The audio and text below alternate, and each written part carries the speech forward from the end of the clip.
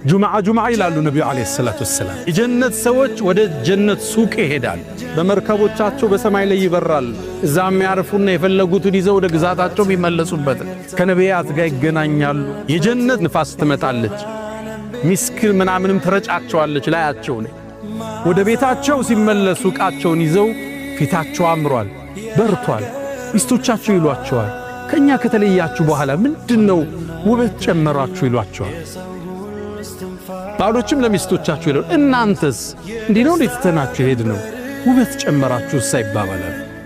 ሁሌም ውበት፣ ሁሌም ደስታ፣ ሁሌም ምቾት። እቺ ጀነት የተለያየ ደረጃ አላት ይላሉ ነብዩ አለይሂ ሰላቱ ወሰለም። ዝቅተኛው የምድርን 10 እጥፍ ግዛት የሚሰጠው። ይህን ጥያቄ የጠየቁት ነቢዩላህ ሙሳ አለይሂ ሰላም ናቸው። አላህን ጠየቁ፣ አላህ ወይ እስኪ የጀነትን ዝቅተኛውን ደረጃ ንገረኝ አሉ። እሱማ አንድ ባሪያ ነው አለው አላህ። ወደ ጀነት ይመጣል የጀነት ሰዎች ከገቡ በኋላ አላህም ወደ ጀነት ዓለም ግባ ይለዋል። እንዴ ሰው ሁሉ ገባ ግዛቱን እኮ ያዘ የት ነው ምገባው ብሎ ባሪያው ይጠይቃል።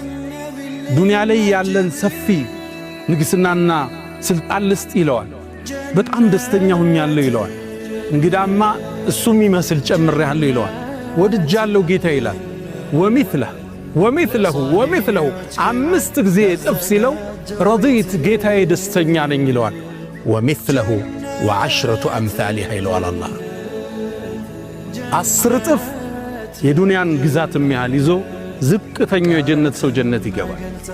ነቢዩላህ ሙሳ ይህን ሲሰሙ ጠየቁ፣ አላህ ወይ ይሄ ዝቅተኛው ነው አሉ። ከፍተኞቹስ አሉ። እነሱም አለ አላህ ኡላኢከ الذين አረድት እኔማ እኔ የመረጥኳቸው ናቸው። ጀነትን በእጄ የሠራውላቸው ወኸተምቱ ዐለይሃ ያተምኩበት ነው የነሱ ግዛት። ማለ ዐይኑን ረአት ዐይን አይታው ማታቅ ጆሮ ሰምታው ማታቅ በልቦናው ልብ ያላለም ይባላል። አላህ የጀነት ሰዎች ያድርግ።